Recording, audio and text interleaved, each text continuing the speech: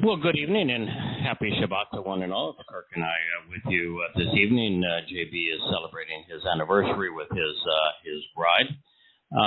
There are a number of happy anniversary, JB. First thing I want to do is once again direct our listeners' attention to the new website, Yada Yahweh. I now presented in the new look of our books. With the new script, the Lion of Judah, the white, gold, and blue theme throughout is now up. It's directly linked to, so you can type in yadayah.com or yadayahweh.com. Even Questioning Paul now will go to it.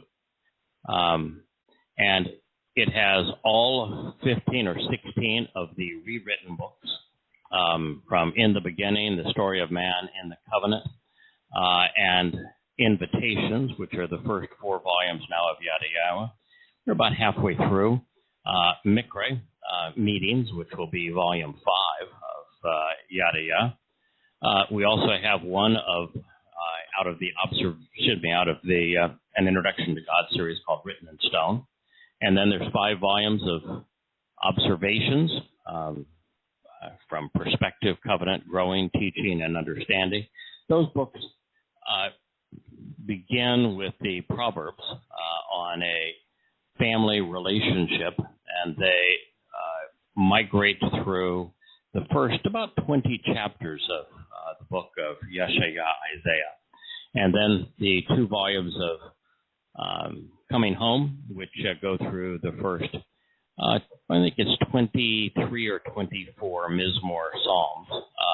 It's a real awakening, a fundamental landscape change in the way that we viewed Yahweh's message, in the sense that the central figure in God's story is Dod. He is the Messiah, the Son of God, the King of Kings, the Chosen One, his firstborn, the shepherd. He is the one who will be returning with Yahweh. He's the most extraordinary individual who ever lived, and he is the center of God's focus. And then now there are 4 volumes of Questioning Paul, Liar's Lie, Torahless, Devil's Advocate, and Incredible. And thanks to both Jackie and the edit team, from JK to Mike to Molly, we have now have a final chapter, the chapter that we have been reviewing. I added it to Questioning Paul since it is so condemning of the Christian New Testament. And so when we return to that this evening, for those that want to follow along, it's now the final chapter of Incredible, Volume 4 of Questioning Paul. And if you click on it on the bookshelf and you go down to the 7th chapter, which is called The Death of Religion, you'll find specifically what we're talking about. And it's a marvelous site because every book, it tells you what page you're on in the book. You can go between the various chapters, clicking directly to them. You can actually see the book from its cover, front cover, spine, back cover, read everything that is there, including the prologues. And then from this site, go to all of our podcasts, all categorized to the community of people supporting Yahweh's message, even to the books as they are available in printed form at Amazon and in the Kindle format in Amazon. I think in the Kindle format at Amazon, where you can purchase all 16 volumes. You know, these are not short volumes. They average about 600 pages a piece. So 16 volumes at 600 pages a piece, and the cost is $14.85. That's amazing. That's amazing. Wow. I would say that's probably I can afford that. Yeah, I tell you, that's pretty unbelievable. Speaking of unbelievable, you know how Portland became the poster child for we don't want any more of them there police, that the police are racist and the police are this, that, and the other, and we're just going to have the summer of love in Portland, we're going to allow the protesters to establish their own community, of course, which is nothing really now than a drug and arson community. Just want to give you an update. Homicides this year, now that there aren't no policing in downtown Portland, they're up 533%. Shootings, of course, which they were trying to eliminate by eliminating the cops, have increased 126%. So it's working out really well for the people of Portland. Sad situation, I'm sure you've heard, but in Surfside, Florida, a building collapsed there. It's a fairly heavily Jewish community. Of the 99 people that are missing, likely under the rubble, 20 of them are Jewish. I did wonder why in America you would find a 20-some-odd story building that would just crumble. It almost looks like it was part of one of those. Looks like Beirut to me.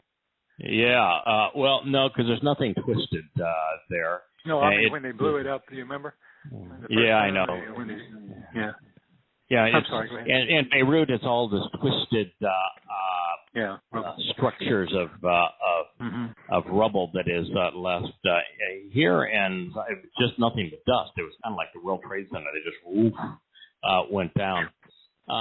A study from researchers at the Florida International University published last year found that the building had been sinking at a rate of 2 millimeters per year, which is not particularly good structurally, obviously. The author also said that the building was constructed on reclaimed wetland, which is, considerable amount of Florida, which is, of course, a concern because as the organic material over time it degrades, the land slips. Speaking of not so good, I came on in very early 2020, right after we heard about the outbreak of the coronavirus. And based upon research that Leah, my wife, and I had done, we came to the conclusion that it was highly likely that the coronavirus emerged in the Wuhan Virology Institute, and that it was a combination of deliberate and an accident. We learned that there was irrefutable evidence that the Institute was doing what the rest of the world, particularly the United States, had banned, which was gain-of-function research on viruses. Gain-of-function means that you make the viruses either more effective in transmission or more effective in replicating, or you make them more effective in jumping from one species to another. We also reported that the National Institute of Health had funded the lab to the point of if we use Fauci's number, $3.7 million. I've seen other numbers that are as low as, say, $800,000. They range anywhere in between.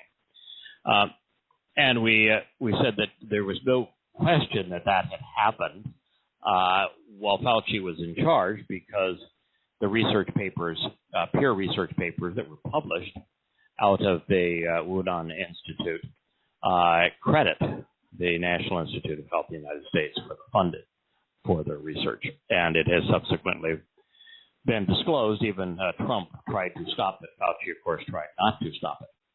And we now have Senator Rand Paul correctly accusing Fauci of the funding, and even the Washington Post giving Fauci a number of Pinocchios for his evasive answers.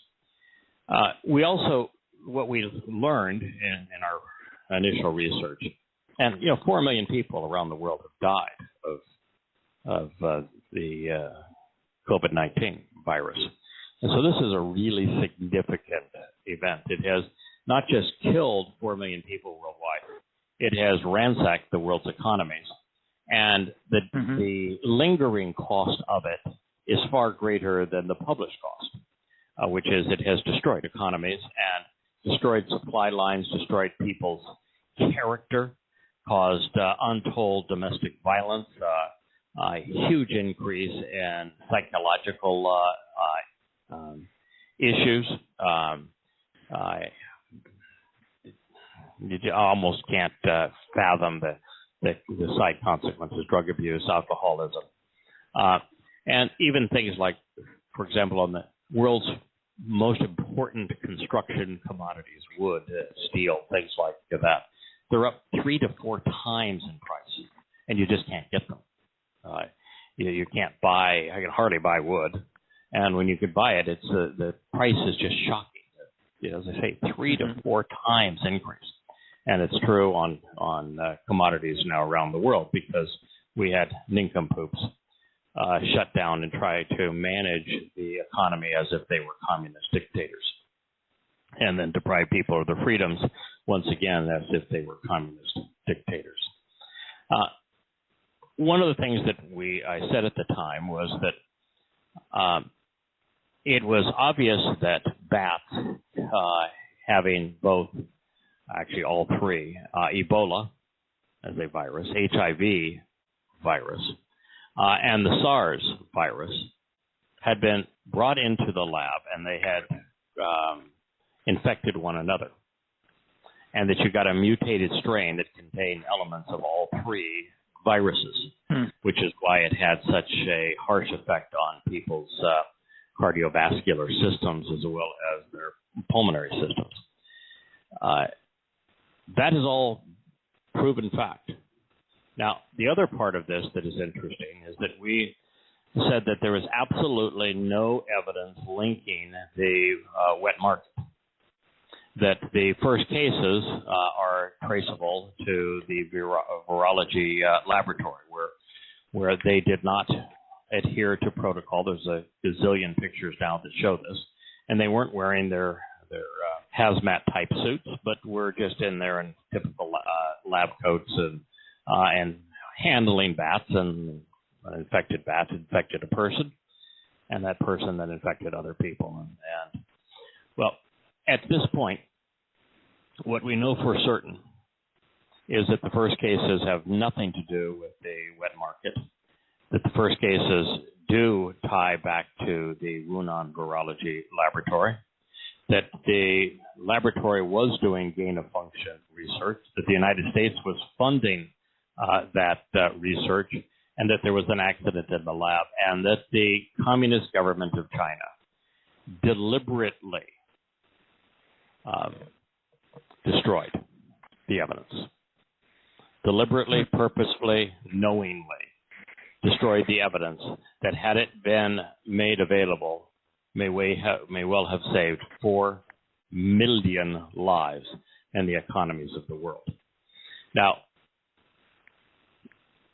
if you would like to come up with a reasonable explanation for why the Communist government of China would deliberately and knowingly destroy all of the evidence about the virus in its early stages, that doesn't include complicity in developing that virus, I'm all ears.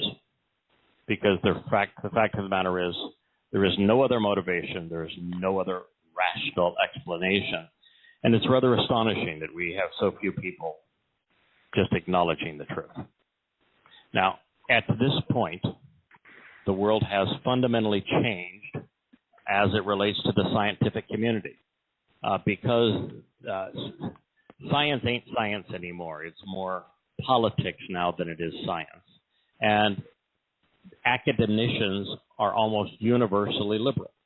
For example, at Stanford, there was a case just published last week that said that Jewish professors there found the workplace intolerable because of the BDS movement and the anti-Semitism. The college environment has become, among professors, a singular mindset. It's like the social media police in this country. It is a singular mindset, and it is the far extreme of liberalism. And in that environment, the scientists that came out, all wanting to keep their jobs, all wanting to be respected among their peers, all denounced the initial findings that it was the communist government of China that was responsible for this. Well, they were wrong. And they know they're wrong now. And there's lots of backtracking and people saying we need to do more research into this. We actually need to figure this out because it is absolutely certain it had nothing to do with the wet market, that it did emerge sooner, and that the communist government did, in fact, those are facts. And it's also factual that the Wuhan lab was doing gain of function research, and that the United States responded. Now, those are really damning facts when 4 million people are dead around the world, and that we fundamentally changed the way that we view our fundamental rights of freedom and freedom of expression. And there were shows that we did that were deleted from YouTube because it was deemed that violated their standards on vaccines, when in fact I was only one preaching. Vaccinated myself. My wife is vaccinated. We tell everybody that will listen, please get vaccinated. We're incredibly pro-vaccine and have gone so far as to say that just as there were cases brought against those who had HIV and had contact with others in a way that passed on the virus and did not warn them about it, that they were later sued and lost to those who claimed deprivations of freedoms and health and degradation of health. And in fact, if they died, manslaughter. I said the same thing about the coronavirus. You've got every right to not get vaccinated. You've got every right to get the virus, but you don't have a right to pass it on and kill somebody else. And so that is my view on it. And of course, I'm anti-conspiracies. I'm going to label things that are conspiracies. The anti-vax nincompoops that think that the government's trying to track them are dunderheads. The government have no reason to track somebody whose lives are as miserable as these individuals.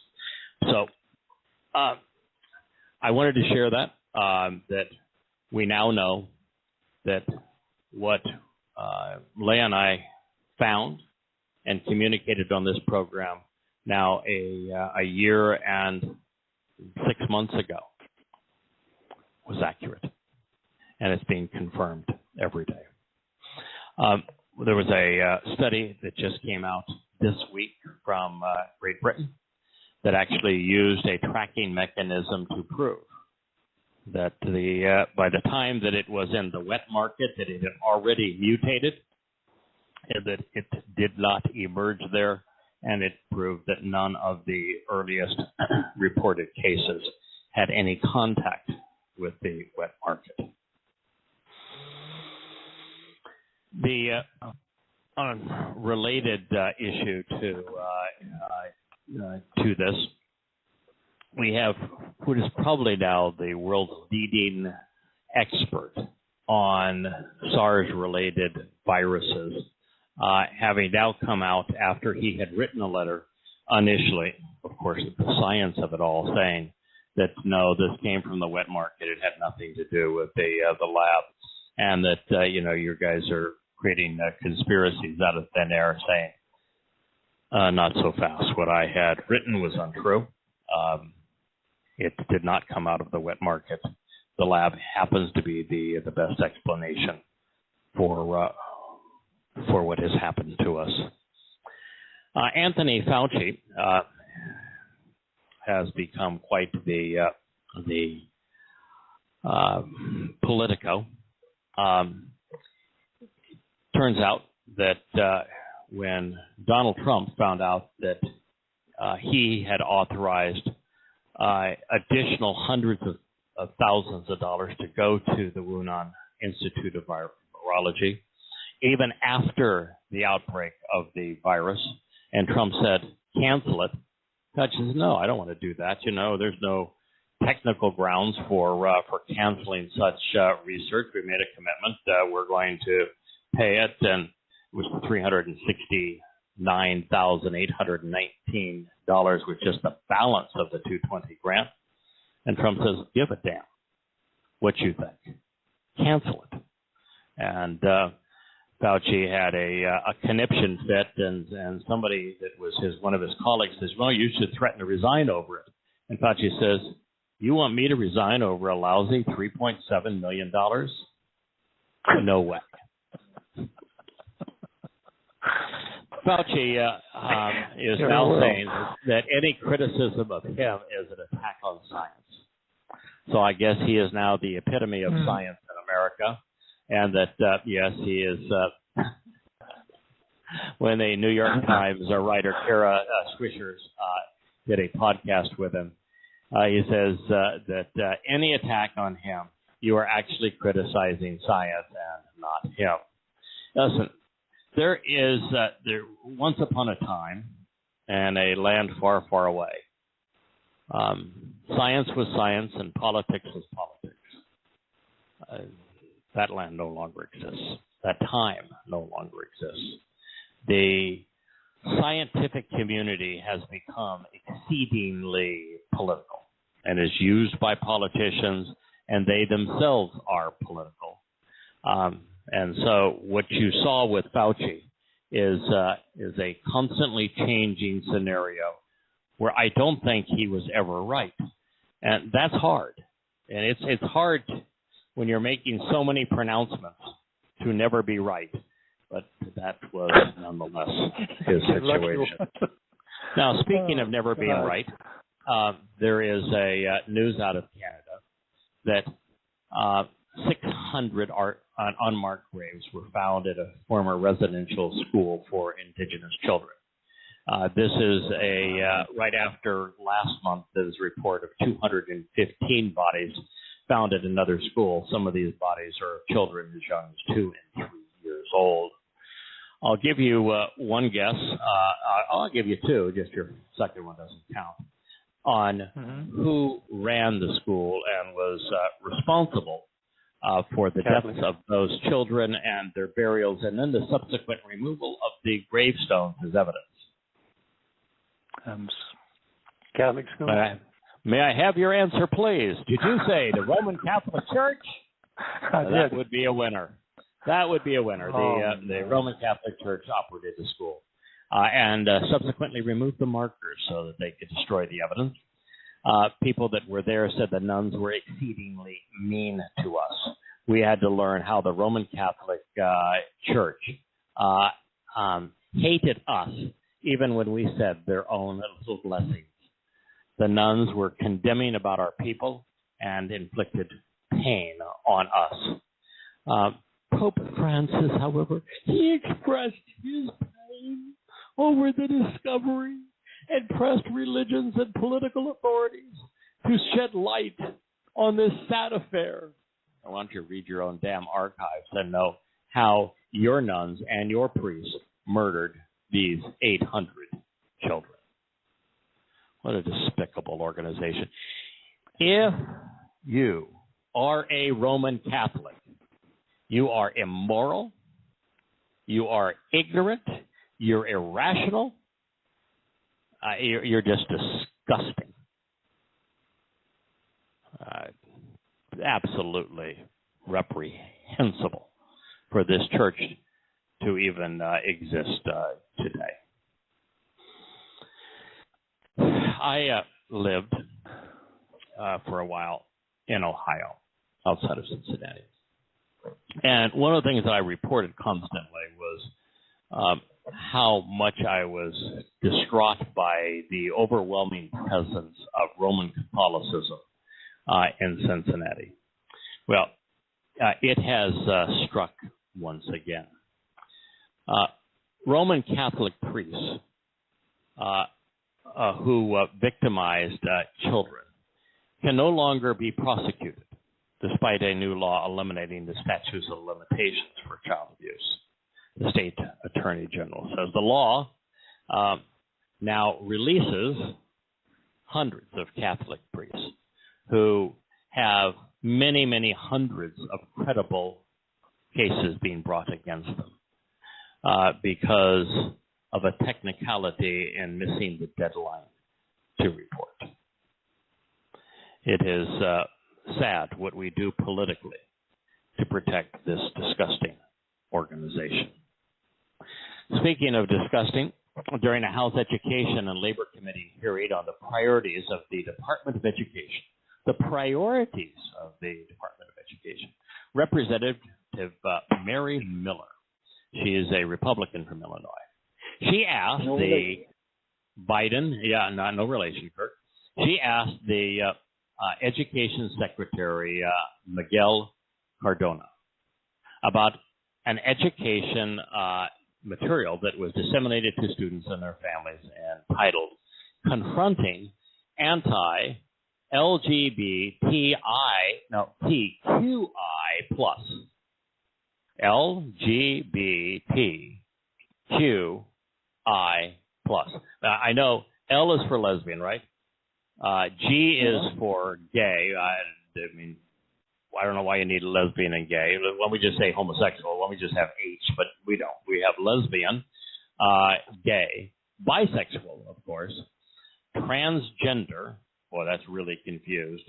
Queer. Now, I don't know what the difference is between queer and transgender and bisexual and gay and lesbian, but nonetheless, this queer. And I had thought that if you used the term queer, that you were being some kind of that if you said, oh, queer, you're a queer, that was saying something you're not supposed to say, but they're applying the label to themselves. And what is I for? I don't know. Plus. Anyway, so this was confronting anti-LGBTQI plus harassment in schools. We got the plus so we can be fully inclusive. Miller highlighted one of the examples of harassment listed in the material, which depicted a teacher, this is harassment now, a teacher telling a student who identifies as non-binary that there are only two genders. So this is a student that identifies as non-binary that there are only two genders. And this teacher now was listed as an example of somebody that was harassing students. So it is harassing to say there are two genders. Now, it's true, there are more than two genders. There's male, there's female, and confused. You could also say there's male, female, and liberal. So there are three genders. We now know that for a fact. But since this is supposed to be the party of science, you might want to tell the party of science that genuinely, apart from our humor here, there are only two genders and people. According to Yahweh. I understand there's some weird things that take place in some frogs and other kinds of little critters out there where they morph from male to female and they can do them. So I don't know how it all works, but nonetheless, this was in a school setting. This was a student. This was I'm assuming that we're okay using the term human. I don't know if that's a pejorative or not, but this was a human who was offended that she was told there were only two genders of humans. So before we start penalizing teachers on this, the Congress stating a genetic and biological fact about genders. Can you please clarify for the committee, Secretary of Education, how many genders there are? So I know what you're asking, but I'm not going to get to the root of what you're asking, Cardona responded, dodging the question. I feel very strongly that as educators, it is our responsibility to protect all students. Wait a minute. You're an educator, whoa. and you want to protect students from answers? Is that what you're trying to protect them from? You want to protect them from truth. We're going to protect them from knowledge. I think as an educator, that should be our primary responsibility, is to protect children from telling them the truth. There was another bit of news out. Wow. Yes, I have gone out of my way to tell our listeners how disgusted I am by Rudy Giuliani. And when he came out with his comments on Islam following 9/11, the man did more damage to this country and to the world than almost as much by running interference for fundamentalist Muslims as the terrorists did themselves. Giuliani, however, has had his license to practice law in New York revoked. And it's not because of something he did with a client. It's not for a breach of any legal statute. It's not for malfeasance in a courtroom. It has nothing to do with his practice as an attorney. And attorneys are, on rare occasions, suspended for grossly inappropriate actions that harm their clients or undermine the integrity of the courts. Giuliani didn't do any of those things. Cases resulting in immediate suspension also apply to attorneys who have substance abuse problems, serious criminal convictions, or who steal their clients' money. Giuliani didn't do any of those things. But yet, he had New York, which is now left of Karl Marx politically, where the judicial system in New York is no longer a judicial system, it is a political circus. That Karl Marx would think is probably too liberal. And they wrote that Giuliani's decision is a reminder to the bar that a lawyer's responsibility to act with integrity and honesty extends beyond the courtroom to any situation where a third person may be influenced or harmed. The judges made it clear that if Giuliani, acting as the president's personal lawyer, willfully used fraud and deceit to undermine the election, the repercussions would be severe. He was expressing a political conclusion, and that is now illegal for a lawyer? Freedom of speech just went down the road, didn't it? Whoa! I don't want to go into this program on the fraud that took place in the last election because the left is apoplectic about saying, see, the court said there's no fraud. Actually, the court didn't hear a single case.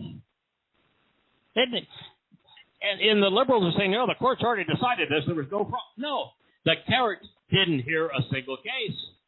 Every case that was brought before them, they had reasons for saying, I don't want to hear the case. Like, you have no standing in this case. And so, no, the courts didn't decide anything in this regard. And just like the communists in China, all the evidence has subsequently been destroyed.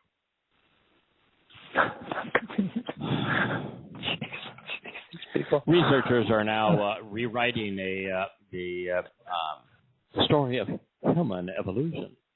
The analysis is that the Neanderthals were far more closely related to Homo sapiens than it was previously thought. The fact there have been two quasi-Neanderthals, quasi-Homo sapiens, that have been found in the last few weeks.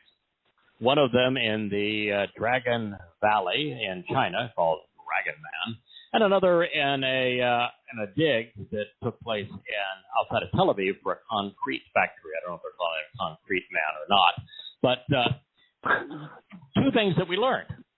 One is that concrete man was stocky, strong, and had a brain the same size as ours, maybe a little larger than ours. There is no way, using evolution as the model, that concrete man or dragon man, whichever your preferred title might be, should have failed, and that Homo sapiens, which have smaller brains and are weaker, succeeded. Yeah, Something to think about. yeah.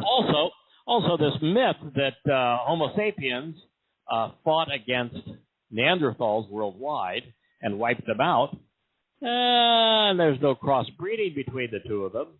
Not so true, because the oldest variation of Neanderthals is found now in Israel. At least 20,000 years before Neanderthals are found anyplace else. And they migrated from Israel, where they lived in close contact with, and there are now a new intermediate species of Neanderthal Homo sapiens that have been found. It is my opinion that the single most despicable building in the world is the Colosseum in Rome. So I was reading an article. It was CNN Travel that published this article. The article began, the Colosseum was built by the Emperor Vespasian, with construction starting in 72 BCE, ending 8 years later. You're a historian, Kirk. What's wrong with that statement? Well, there was he did it with Jewish. I mean, with no. 72 BCE. 72 BCE. Oh, Vespasian BCE. became emperor around 70. 69, right after Nero's death. Nero died in 69. Yeah, that's wrong side of the equation. Oh yeah, wrong side of the ledger there, dude. You know, Vespasian became emperor with Nero's suicide. Nero committed suicide around 69, sometime in 69. So Vespasian became emperor shortly thereafter, because that's the way the Romans rolled. And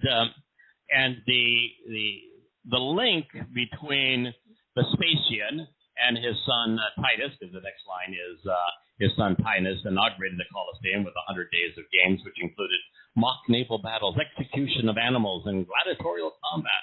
According to the ancient historian Eutropius, 5,000 animals were killed during those inaugural games. So, guess what the article doesn't mention? That the Colosseum was designed by and built by Jewish slaves that were hauled off after the Titus and Vespasian ransacked the province of Yahowah, showing that they had control over the province of Yahowah, which they also had total control over in 33, because it was the Romans that nailed Yahusha, Christian Jesus, to their crucifixion stake. And it also is that the monies that Rome stole from the temple was used to finance the construction of the Colosseum. And so you took the most magnificent and meaningful building in the world, Yahweh's home in Jerusalem, and you built the house of celebrating pagan gods and torturous death and cruelty. And the article was saying, that the archaeologists and restorers, the engineers and architects have worked diligently to bring this landmark back to its former glory. Gosh. What in the hell is wrong with us? All right, I'd like to return to where we were a week ago on our text. I had just read this from Acts, and without rereading this from Acts, it'll be hard to understand our rebuttal against it. It is on page 37 of 137 of the chapter 7 now, The Death of Religion, in volume 4 of Questioning Paul, which, as I said, is available at yadayah.com. This is now what Luke claims Shimon Peter said. Gentlemen, brothers, it is possible, after all, to say to you in open discourse, enjoying freedom of speech, with regard to and concerning the patriarch, David, Daoud in Greek, that he both died and was buried, and his tomb exists among us even until this day. For Jesus to live, David must die. For Jesus to be the Messiah, David must have that title taken from him. For Jesus to be considered the Son of God, what Yahweh said of his son, David, has to be misappropriated. And so, recognizing that the Passover lamb does not come back to life, instead, they would bury David. This is the birth of replacement theology. All promises that Yahweh made to Dod and to Israel were misappropriated by Christianity. And if it were not for that misappropriation, there would be nothing to Christianity, because their Christ would no longer be a Messiah, and he wasn't one. He would not be the Son of God. He was not that either. He would have been the Passover lamb, and he would not be returning, because that belongs to Dod as well. And all of the many promises that Yahweh made to Israel would still be intact on behalf of Israel. Being therefore a prophet, and knowing that theos, an oath, that from out of the fruit of his loins would sit upon his throne, he foresaw and spoke about the rising up and standing upright of the Christu, because namely, he was not left behind and abandoned so as to remain at Hades, nor did his flesh decay and decompose. Dod was a prophet. Therefore, what he wrote is true. And because he was a prophet of Yahweh, Christianity has no basis, because it is Dod that refers to Paul as the father of lies and the son of evil. The arguments that Dod brings against his adversaries are actually named in the adversary, and that name is Shaul, Paul. Now, in this particular case, and we will prove it here in a moment, it does not say fruit of his loins. It's actually a minuscule speck, a tiny aspect, a tiny particle of what Dod was, is being reconstituted upon Dod's second coming, DNA. It's not semen. I did the math, saying that if your claim to usurping all of the promises that Yahweh made to Dod is sperm, then it's diluted, and the numbers are just staggering.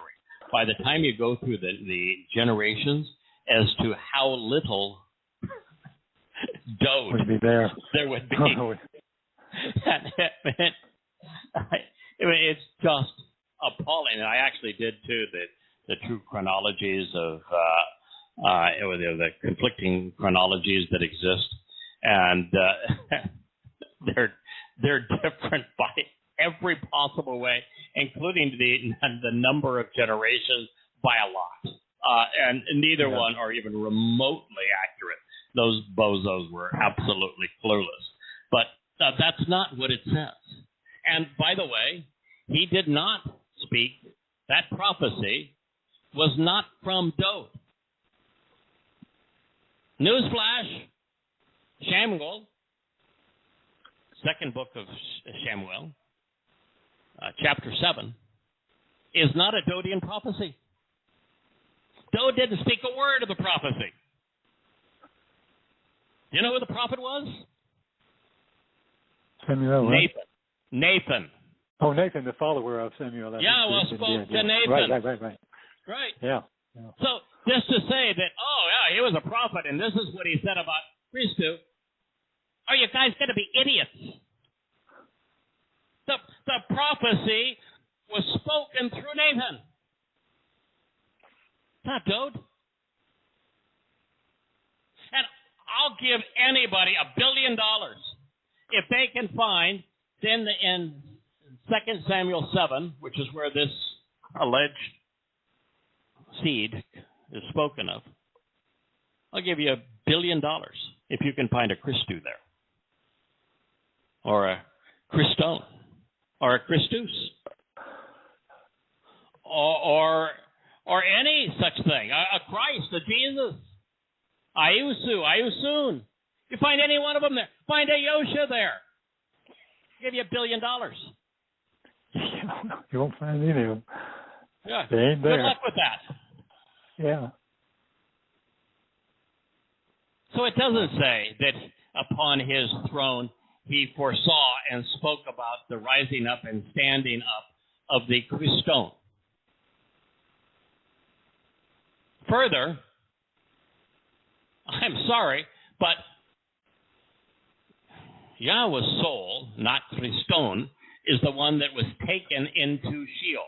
It had nothing to do with Ayusun, Christo, Christus, Christ.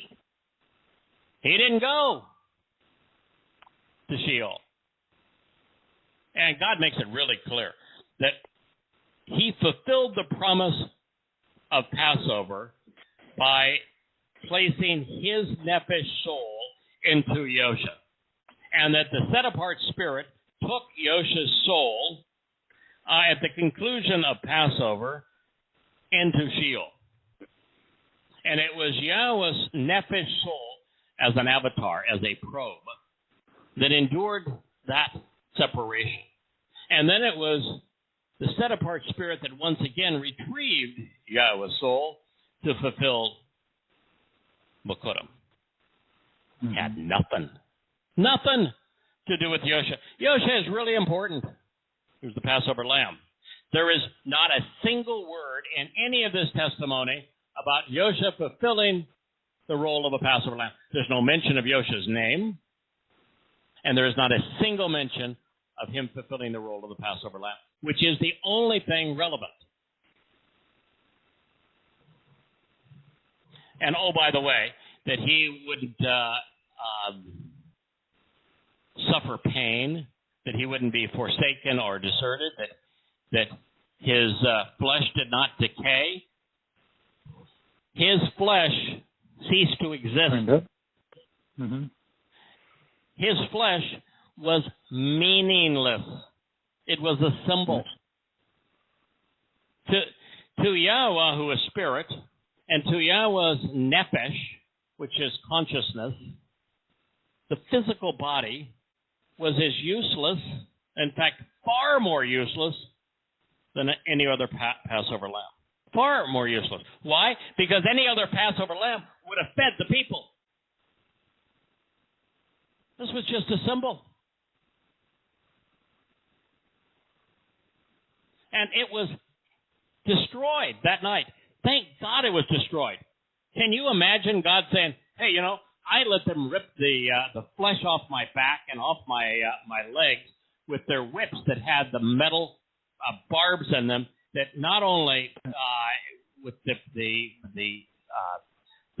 force bruised my body to the bone, but literally ripped the flesh off of my body. And then I had every upper body bone dislocated because they drove nails into my wrists and my feet, and they tortured me under the most excruciating form of torture. And it's that body that I want to bring back as a symbol. And oh, by the way, I want you to keep me nailed to that damn stick, showing me dead. There is no part of this that's even remotely accurate.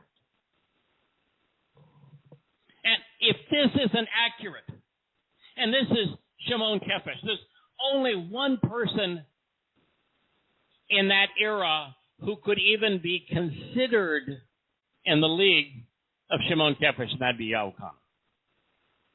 That's it. If the words of Shimon Kephesh are unreliable, then there is nothing of Christianity that is reliable. If the book of Acts is unreliable, and this is an outright lie, then what's left? Nothing. You don't have the foundation of your religion. It all goes away. All you got left is Paul's letters, which are contradictory and insane, the drivel of a demon-possessed man. Well, it's hard to believe that they were this overtly committed to killing and burying David. There is likely nothing in all the universe that they could have said that would have irritated his father more. And his father just happens to be God Almighty. This is Paul's plot, one which Luke advanced by ascribing it to Peter. But every word of it is a lie, from the smallest details to its sweeping implications, as I shared a week ago. Even on the small points, Abraham, Yitzhak, and Jacob, they've always been the forefathers, the patriarchs of Israel. David was not a patriarch. David's the Son of God, the King of Israel, and the Messiah, none of which apply to Yosha, as is claimed by Luke or Paul. Kirk, yesterday was one of the most inspiring and difficult days I've ever had translated. I was translating Yeshaya 55 for the third chapter on Torah, because Yeshaya 55, 56, 57, and the beginning of 58 speak of and are a prelude to Torah. And in Yeshaya 55, it's devoted to Dod and Dod's return, and to someone who Yahweh deploys to awaken his people with that message. And it was something I translated. I had to walk away from it. I translated. I walked away from it. I said, did I get this correct? Walk away from it. And then decided, well, I'm just going to write, this is what the words say. Let's deal with it. But in the words of Yeshaya, inspired by Yahweh, it's Dod who's returning. And in fact, God goes so far as to say that if you want to understand what I'm offering, if you want to understand me, if you want to benefit from any of this, then you need to understand that what I'm offering you is what I offered Dod.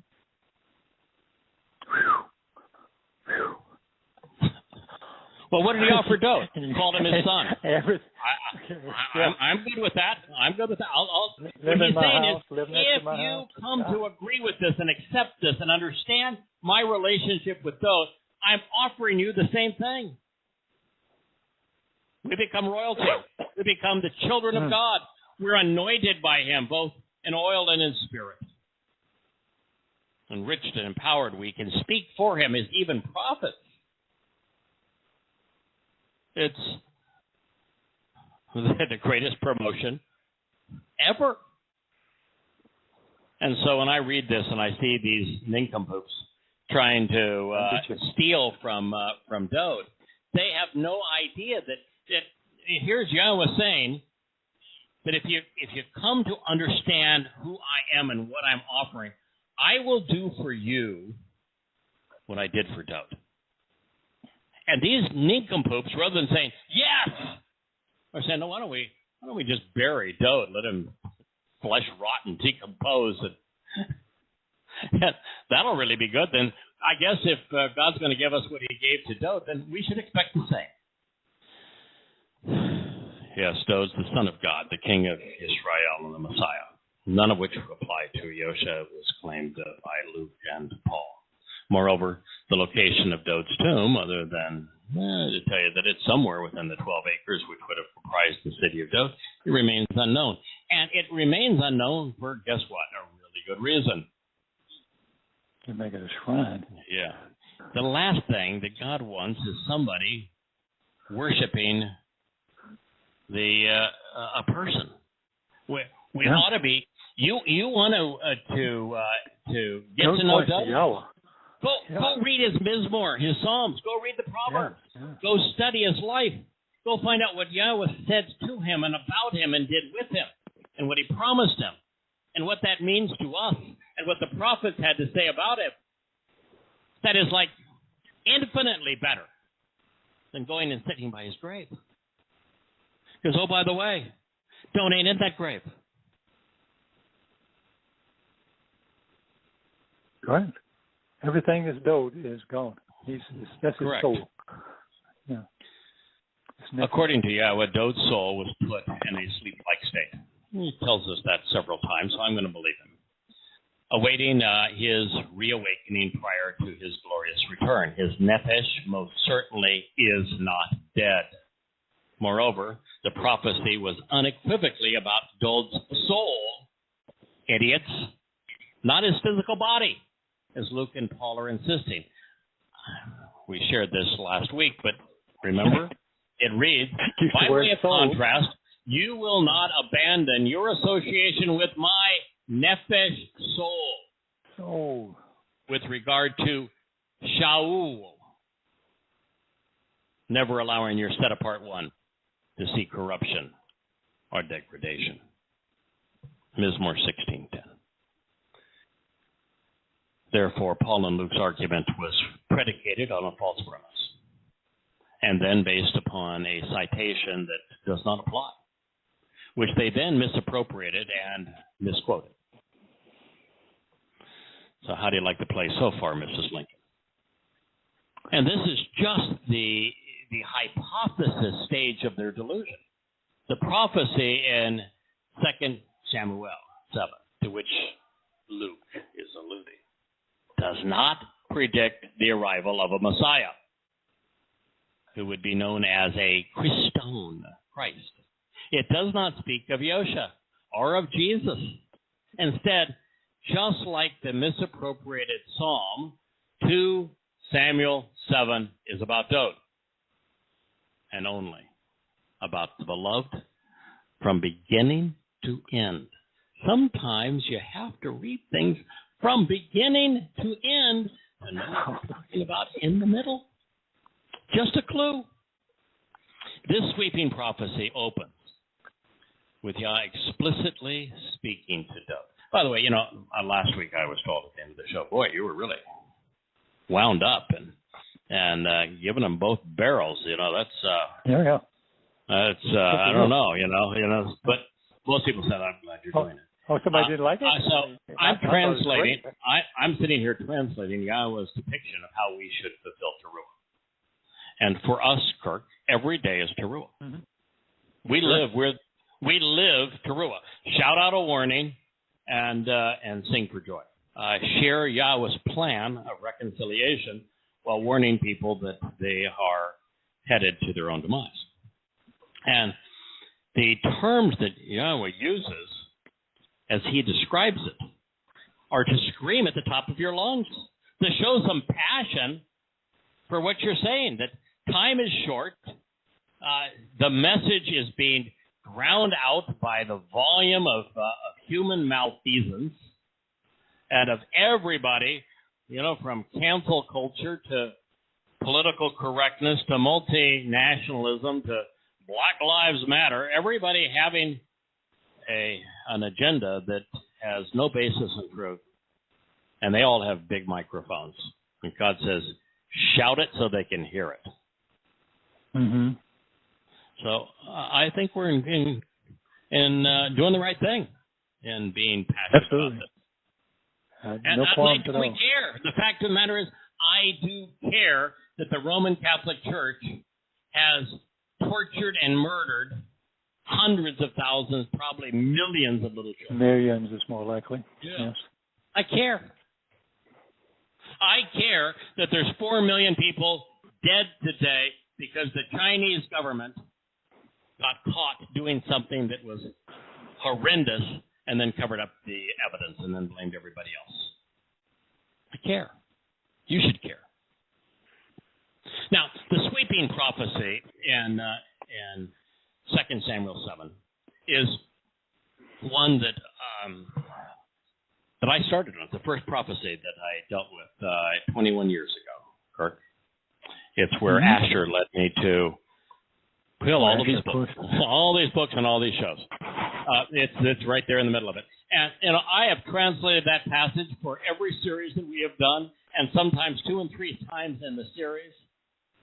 And each time, something is triggered that says, oh, wow, I get it now.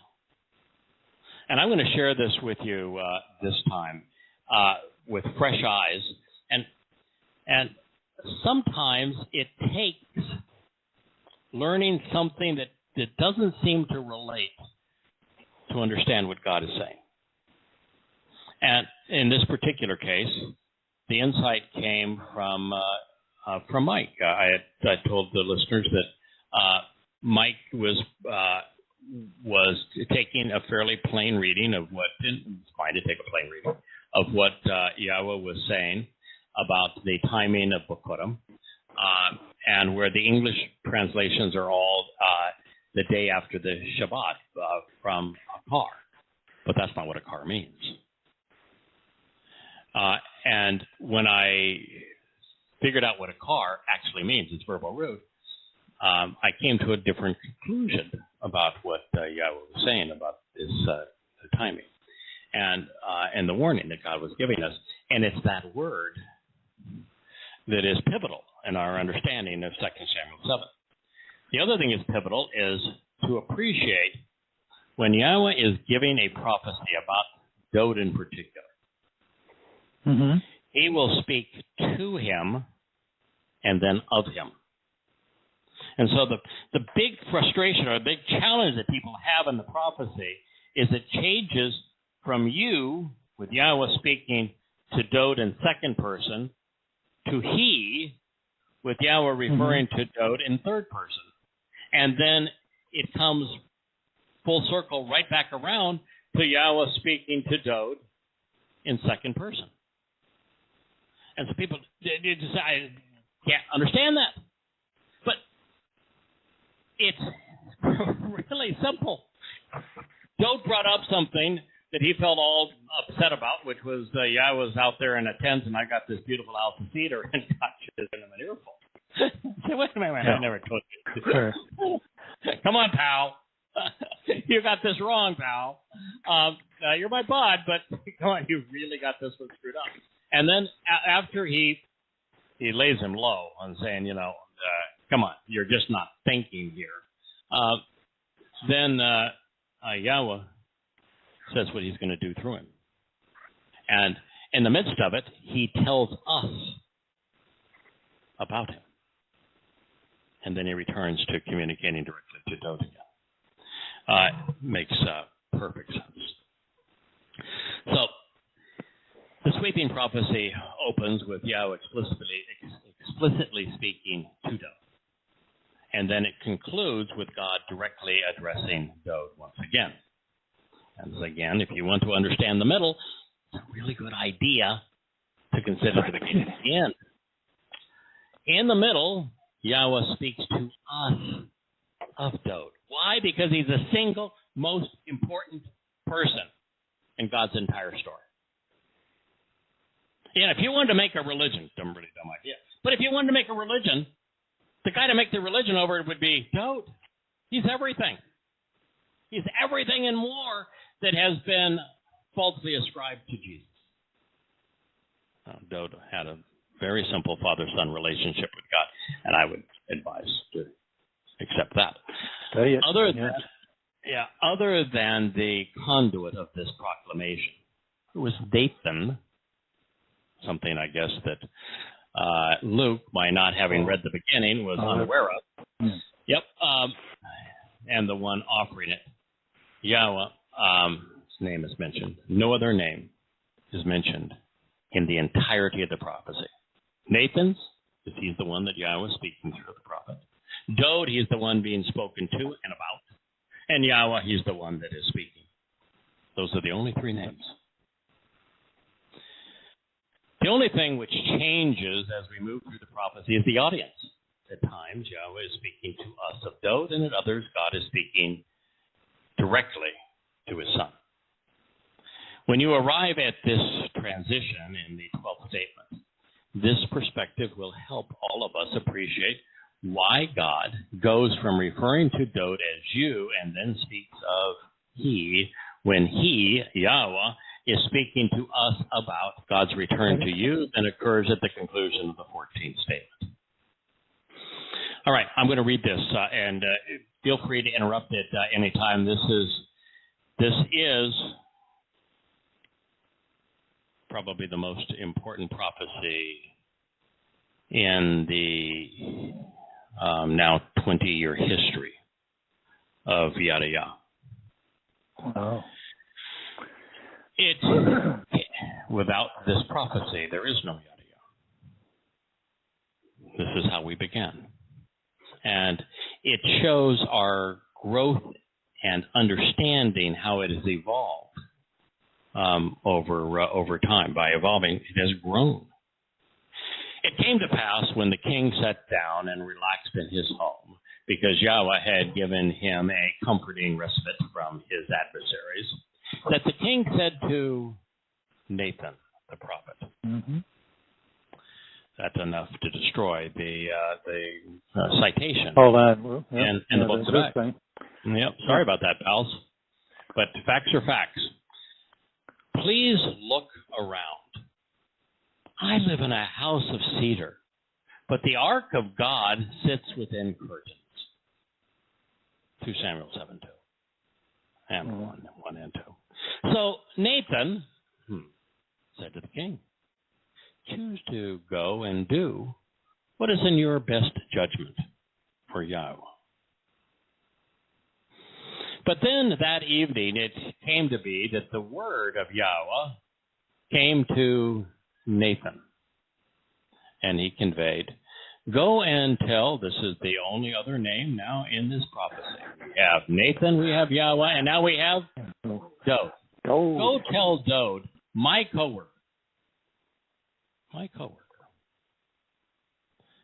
that this is what Yahweh says.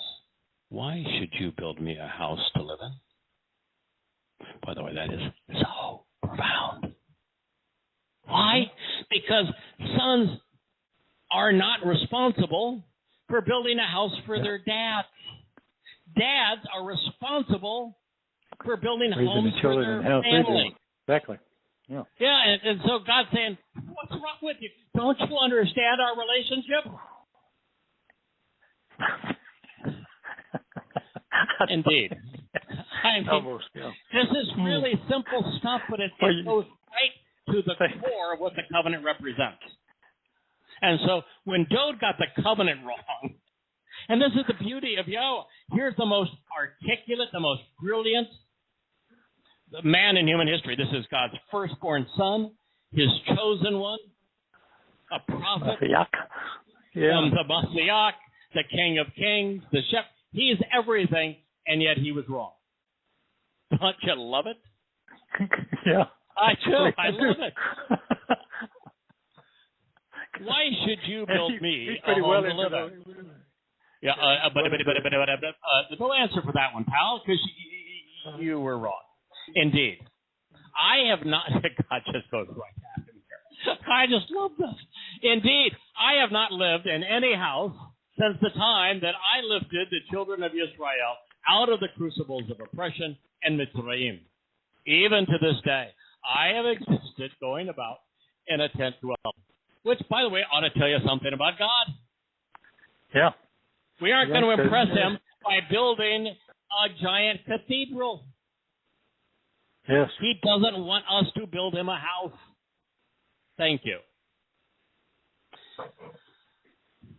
Anywhere along the way that I have journeyed with the children of Israel, did I say a single word to any of the tribes of Israel, my people, Israel, whom I fed, asking, why don't you build me a house of cedar? Therefore, say to my associate Dode, this is what Yahweh of the spiritual implement says. I took you from the sheepfolds, from chasing after lammies, to be in the leader of my people over Yisrael. Oh, by the way, if you're a Roman Catholic, I don't see Roman Catholic. No. If you're a Protestant Christian, I don't see my people, you Christusians. Yeah, we're the Southern Baptist. Yeah. We have Yisrael, and Yisrael. With a Yahweh thrown in for good measure. Mm. And I have been with you wherever you have traveled. I have cut off all of your enemies, removing them from your sight, and I have made your name great, comparable to the names of the greatest on earth. Therefore, I will appoint a place for my people, Israel. I will appoint a place for my people, Israel. And I will plant them there such that they may dwell in this place of their own and never have to move again. That's called a prophecy.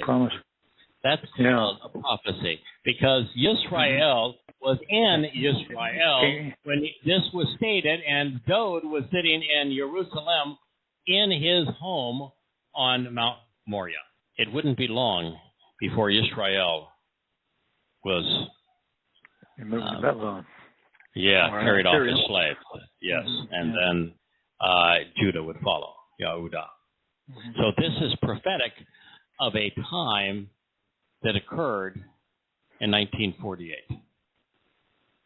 That's very similar to the one when Solomon gives them. He's talking to the people, presenting the temple, and he's saying, when you return, and they're all there. Mm-hmm. Yes. Yeah, I know. All you got to do is read it. You're all there. Return. What? And they will never have to move again. No. Future has already been fulfilled now, but it was future then. It was future for almost 3,000 years. Mm-hmm. Neither shall the son of evil, that is the Christian Paul, afflict them anymore, as will have been the case. Now, why would Yahweh specifically speak of the son of evil, whom Yahweh discloses that Shaul, Paul, is the son of evil, to Dod in the Mizmor? Why? Because the ultimate fight against Dod. Yeah, because the Romans that became Roman Catholics have been the greatest foe to the children of Israel for the longest period of time. And so the son of evil, the Christianity as a religion, will afflict them no more, which means that Christianity will be wiped out. And since the time that I have instructed the judges, in conjunction with my people, Israel, I have created for you a respite from all of your enemies. Moreover, Yahweh is boldly and publicly announcing for you that indeed he will act engaging with you to create a family and home. That, my friends, is a prophecy. Because guess what? The Israelites at that moment had a home. Dod brought them in. He unified them. They had a home. And the capital of their home was Jerusalem. Jerusalem, yeah. There's no question about it.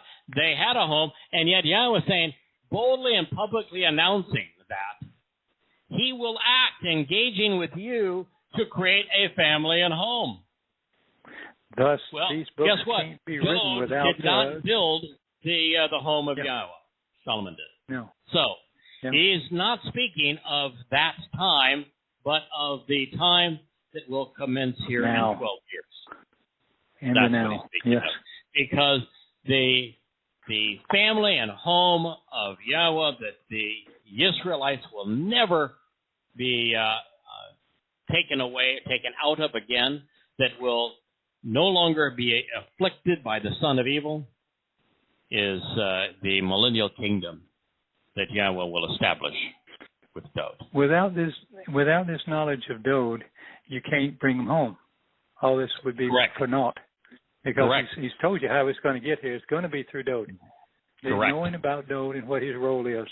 Right. So, boy, Yahweh never acts alone. Ever. Well, yeah. Never. Yeah, I mentioned, Even during the creation account, all the work is being done by the set-apart Spirit. Yeah. So fair enough. Yahweh never works alone. And the first thing he does is celebrate when he creates humans, because he created all of this to share with us. Yahweh doesn't work alone. The person he is going to reestablish Yisrael with and rid Yisrael of Christianity, the name one of many, is Dode. Surely your days will be proclaimed and fulfilled after your relaxing rest with your fathers. Your relaxing rest. This is not your death, but your relaxing rest with your fathers. Then I will rise up and take a stand to bring to fruition that which you have sown, without hesitating or delaying. A car. Your approach to providing the way to the benefits of the relationship, Asher. Kum zera akar Asher. Then I will rise up and take a stand to bring to fruition what you have sown, without hesitating or delaying. Your approach to providing the way to the benefits of the relationship. This shall be extracted and withdrawn, then delivered out of. This is Yatzah, by the way, folks. Yatzah is the term that was corrupted to become Exodus. Yatzah is, I'm going to remove you from the Mitzrayim, from political and religious oppression. So this shall be extracted and withdrawn, then delivered out of. And God's the actor here, not sex. This shall be extracted and withdrawn, and then delivered out of. It doesn't say your seed, although that's what they said in the New Testament. Out of ma'ah, a small particle of your physiological nature, says the author of DNA.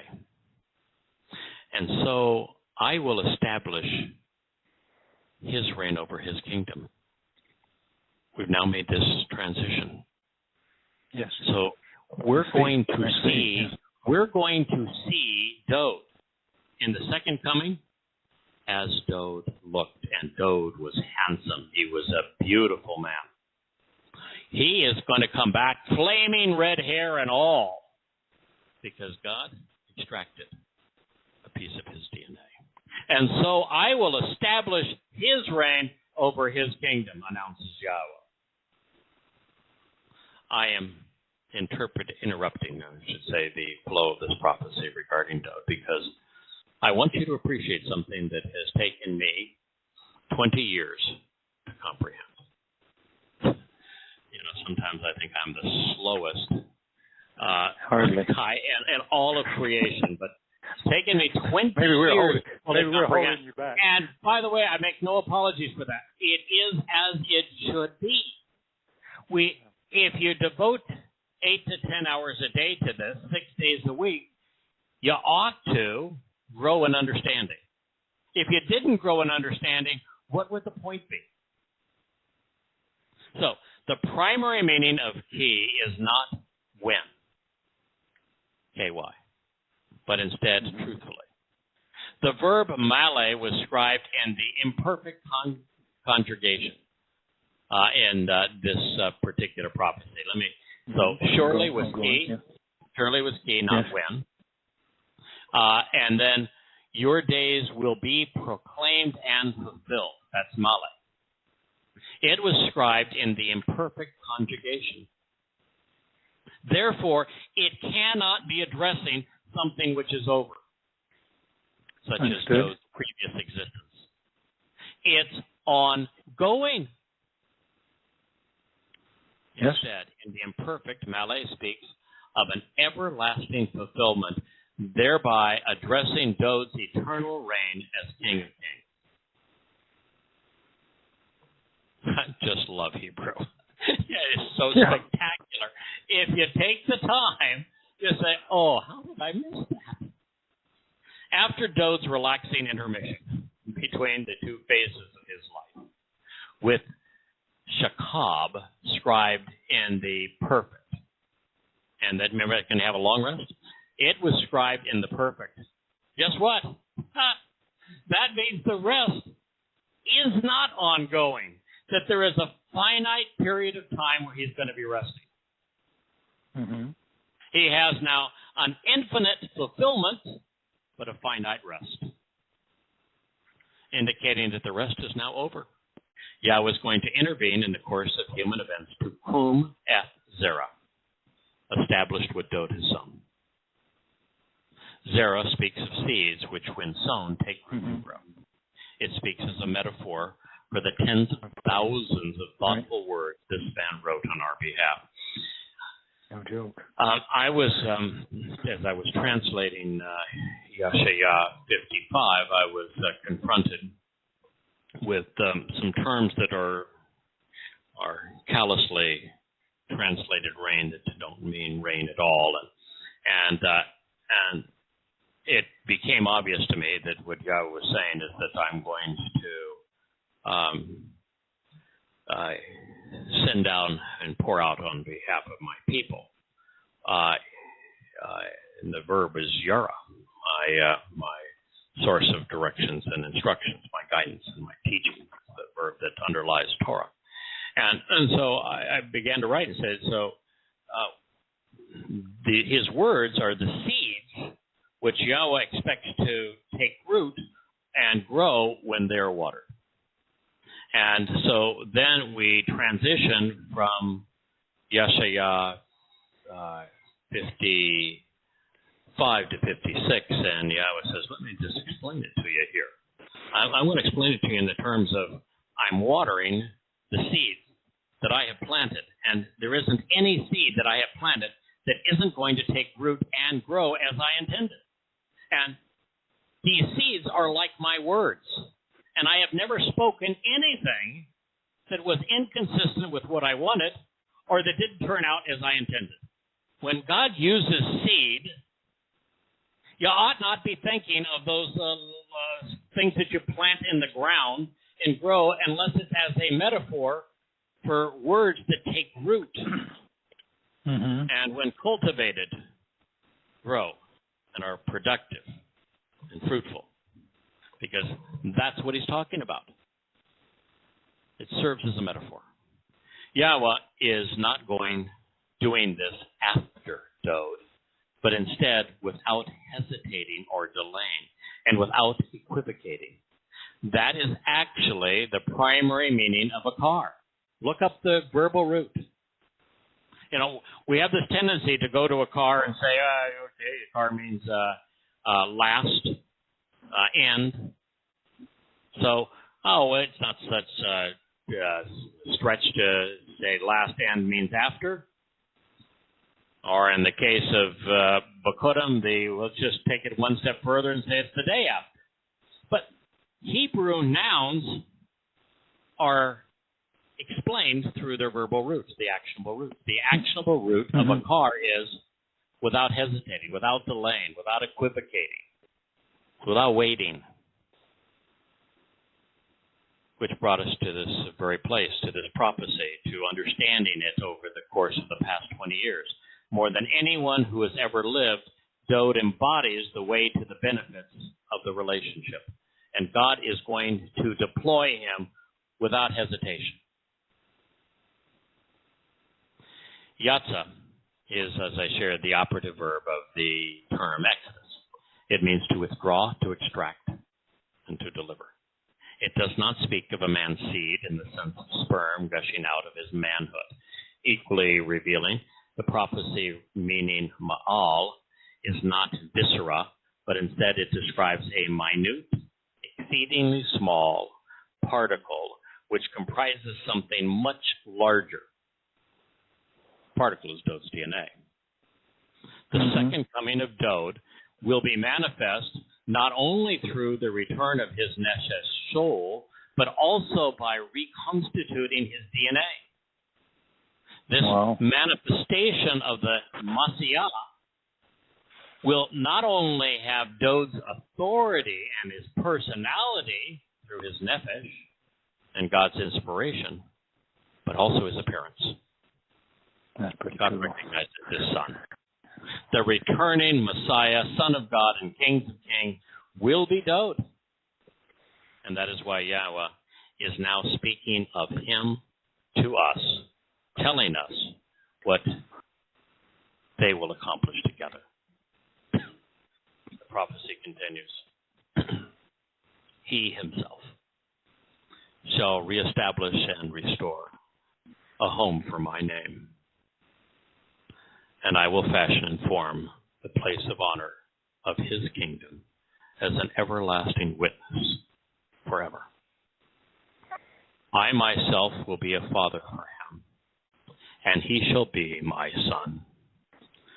So when that which is perverted and twisted is associated with him, I will correctly reciprocate and argue on his behalf, deciding with him to chastise with the scepter of this man, and by assaulting, so as to end the lives of the children of Adam.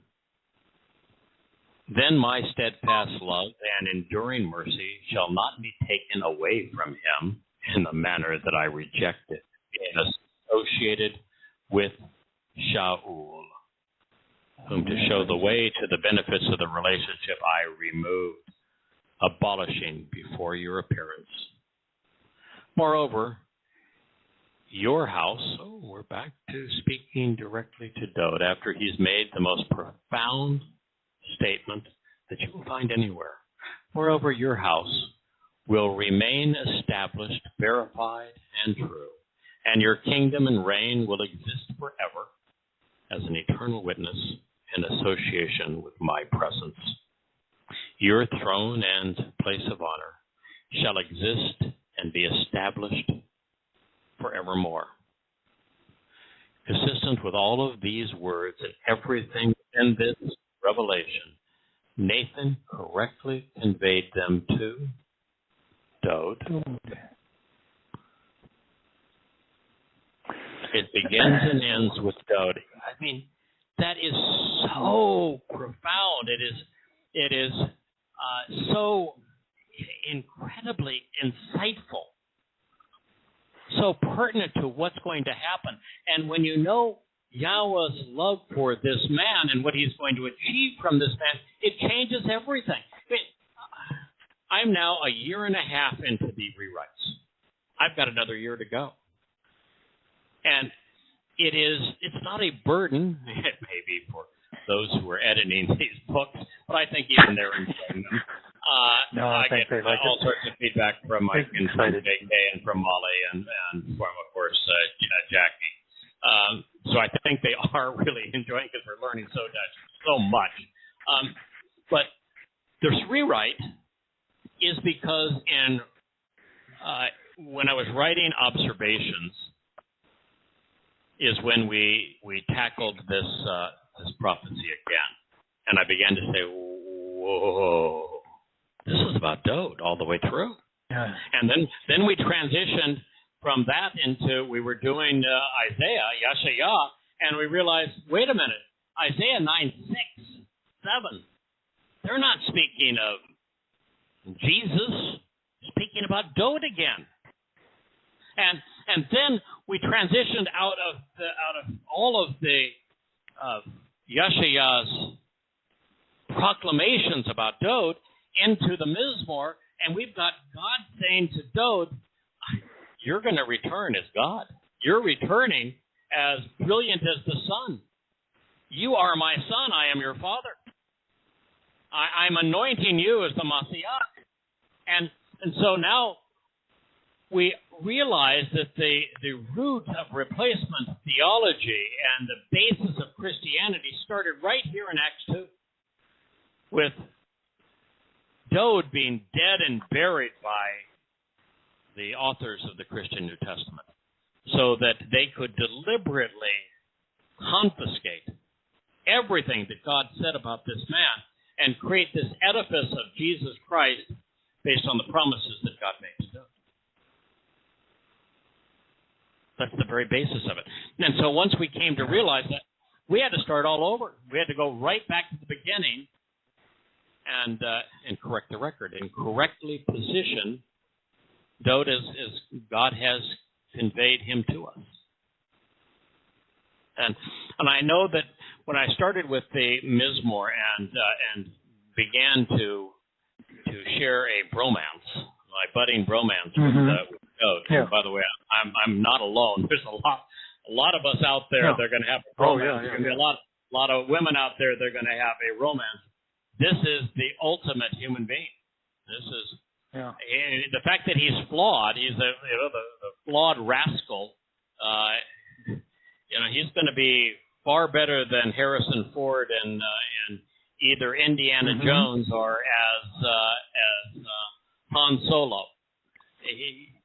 He's the ultimate hero.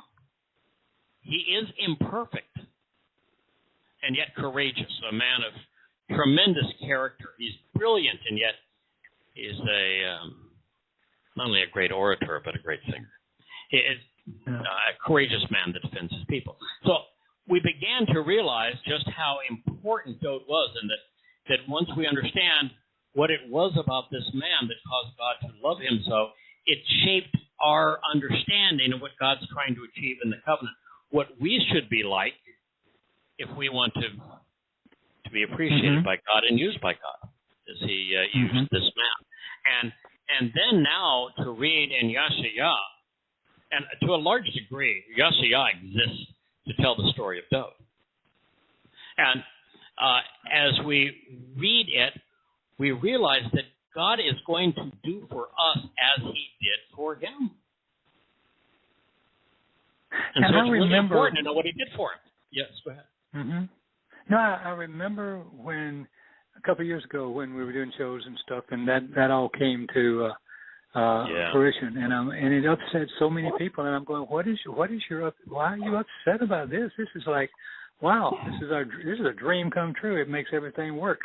Oh, it makes everything work because they couldn't give up their precious Lord Jesus. Yeah, honest to goodness. And so it was like, come on, people. So much of the Christian life. You have Yahowah. First, they couldn't give up Paul, and then they couldn't give up Jesus. And folks, Yahshua is not the Messiah. He is not the Son of God. Passover lamb. That's it. He didn't write down a big deal, and that's what it was. There's not a single prophecy that mentions his name. Not one that mentions Yahshua's name. Clue. Not one. Yeah. There's not a single word that was written by him in any language, much less a legacy in Hebrew. And look at, would you compare that to David with these magnificent Mizmor Psalms, the Proverbs, and all of this material that's shared for us throughout the prophets, beginning in Shamuel, but running all the way through to the very end. He's the central figure in all of our history and the redemptive story of Yahweh. As is with this man, so with his people. As with this man, so with the children of the covenant. And so it's really instructive for us to say, what did he say? He himself shall reestablish and restore a home for my name. So guess what? There's going to be a home for Yahweh's name in us too. Because as with David, so with us. And I will fashion and form the place of honor of his kingdom as an eternal witness forever. Now, I don't see us as having a kingdom, but by being God's children, we become royalty, and we do get to on Yahweh's throne.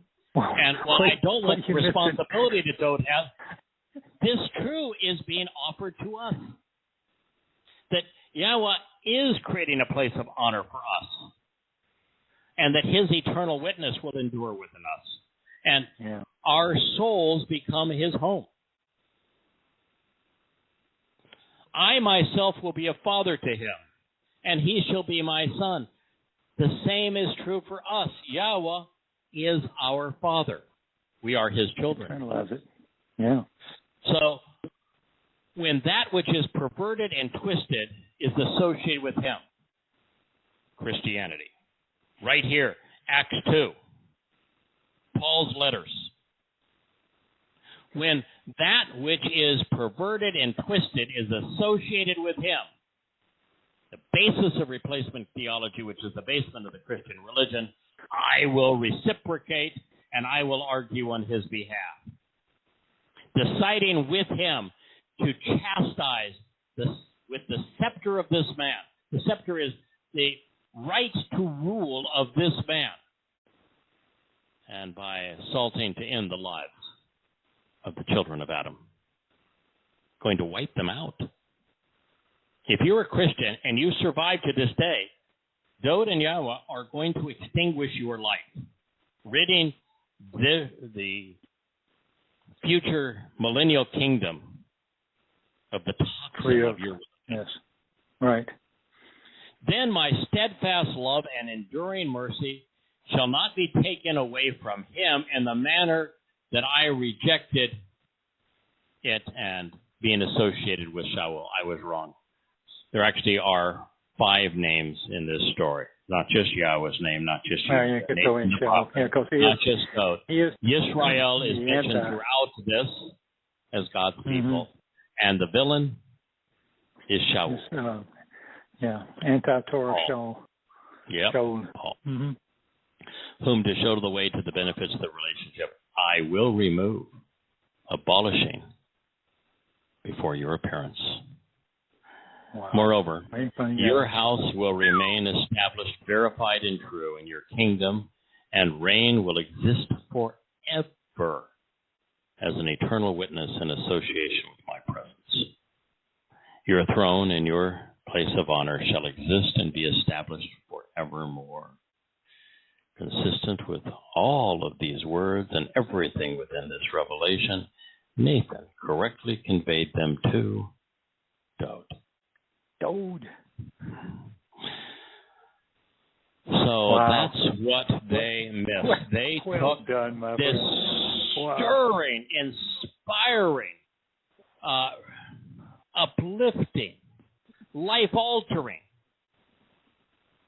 prophecy that God conveyed about his son, the man he loves most of all, the man he respects and enjoys most of all. And they buried him, killed him and buried him. Oh, and they did it using a prophecy that was the most uplifting of Yahweh's relationship with this man. I mean, isn't it? And the prophecy, rather than speaking of the birth of Christianity, speaks of its death. Yeah, then you had. Stick that in your head, as they say. And this is Acts 2. Listen, if Acts 2, which is, still Yosha's disciples, if it's this dead-ass wrong, what's left? And there's no if. Since it is this wrong, there is nothing left that you could say is even remotely credible. And as obvious as this is, how in the hell is it that in 2,000 years, there's not a single Christian cleric that says, wait a minute, Dowd wasn't the prophet here. He didn't speak about a Christo. Dowd's not dead. What in the hell are they talking about here? None of this is true. Why isn't there a single Christian with the intellect and character to say this is a lie? The same reason that the community of scientists couldn't say it came from the Wuhan Virology Institute. Stupid. Religion is groupthink. Politics is groupthink. And the gang mentality of man is a horrible beast. Isn't it? So here we are. Easily one of the most profoundly revealing prophecies of all time. It's near and dear to my heart because it is the only reason we're here. We wouldn't be here without this prophecy. And it's near and dear to me because of how I have translated this for every book series thus far. And each time have managed to grow in understanding. And I had thought 2 times ago, I was jubilant saying, oh, I get it. Wow, this is so profound. And what I thought was true, and it was exciting. And then I remember translating it again and coming home and saying, oh, wow. I thought it was profound before. Now it's even more magnificent. And then I'm rewriting the Yada Yahweh series, and I translate it again. I'm saying, oh, goodness. How did I miss that? Look how much more exciting this is, how much clearer this is, that the only subject being discussed here is goat. And then after I am having to finish the Bakudim chapter and learn about a car and its verbal root, I come at it again and the glasses come off the forehead and drop to the floor and along with the jaw, and you say, how did I miss this? This is so uplifting, so profound, so relevant to our lives, so central to God's story and his covenant and his plan and what's going to happen in the near future. So what a wonderful gift to have the first passage we're drawn to. Take us for such a ride. That's pretty profound right there. That you're from there to there, you'd probably be the last one that we utter. Yeah. so I want to go through it now. I really want to go through every word there and see what's there. Just wow. Well, this present translation is present translation is in the 7th chapter. I know I wrote it for the Towrah. There's 3 chapters on Towrah and volume 5 of Yada Yahweh, which is Moed appointments. And so this chapter that we're sharing from right now, that's what it was written for. But it became so profoundly appropriate because of 2 things. One is the condemnation of Luke's loyalty to Paul and the corrupt story that he was telling. That it just had to be added to volume 4 of that. But also because there's a reason that Yahweh is arguing against the father of lies. The reason that the son of evil, the reason that he is specifically named Shaul as the adversary that he's going to be attacking, has been the greatest foe in the history of Yahweh's people, Israel. The Roman Catholic Church and Christianity thereafter. And so the way that our review of that material ends is by citing and accurately translating what Yahweh says that was misappropriated. And what we find is that in the end, it actually concludes not with a condemnation of Christianity, which has already been destroyed by this point.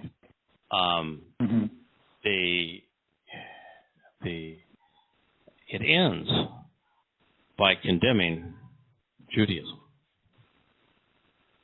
And so what God is ultimately saying is, yes, Christianity has been a satanic menace to my people. I'm going to wipe them out. But the biggest foe of all to my people hasn't been an outside influence. It's not Christianity. It's not Islam. It's not socialist secular humanism and the progressives and academia and the media. The biggest foe to Israel has been for the last 2,000 years, rabbis. It is Judaism. You know, the rabbis would tell you that you can't even be Jewish unless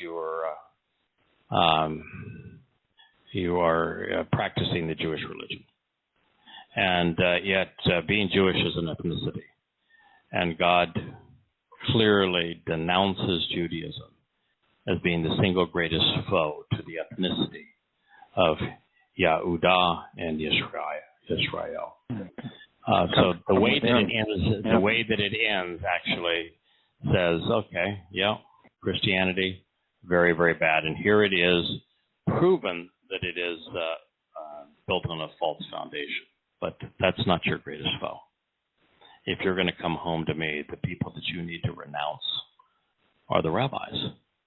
And God systematically just says, this is what they've done to you.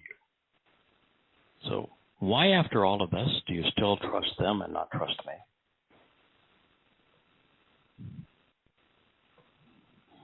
Good question. And we'll get to that because this is the chapter that will take us there. We've got a lot more material to go.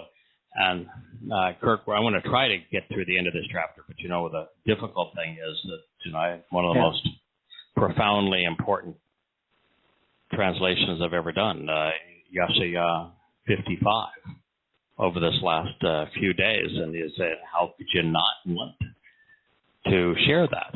But if we jump ahead to that, then we'll keep on going there. All this material behind. I know, and so it's tough in it. There's so much great material. Yeah, you'll never run out of the longest running story of in human history. Yahweh's revelation to his people, and we get a front row seat because he's retelling his story through us. So we have this front row seat. A trip. Yeah, and God actually explains why he's telling this story through us. We know his audience. We know his market. And the fact is that his people have a propensity not to listen to it, and it's largely the fault of the rabbis. So we're going to do all we can to discredit them, and in very harsh terms, so that the 80% of Israelites who are only modestly religious or not religious at all might be open to Yahweh's calling. So we're doing it for you, even though there's not many of you listening now. We're coming very close to the pressure does a wonderful thing. Wonderful it pushes you in the corner. You look at Yahweh's metaphors. They are grain, they are olive oil, and it is wine, and they all have one thing in common: that grapes and grain and olives must be crushed. They must be put under pressure before they are useful. And so, Yisrael, you have been equated to these things: the grape, the vineyard, the standing grain, and also the olive. And so that is the nature of the time of Jacob's troubles. It's a time of great pressure and testing and crushing that will lead to the most exquisite wine, the most beautiful of all anointing oils, and bread that is sublime. Well, may Yahweh bless. We look forward to being with you next week.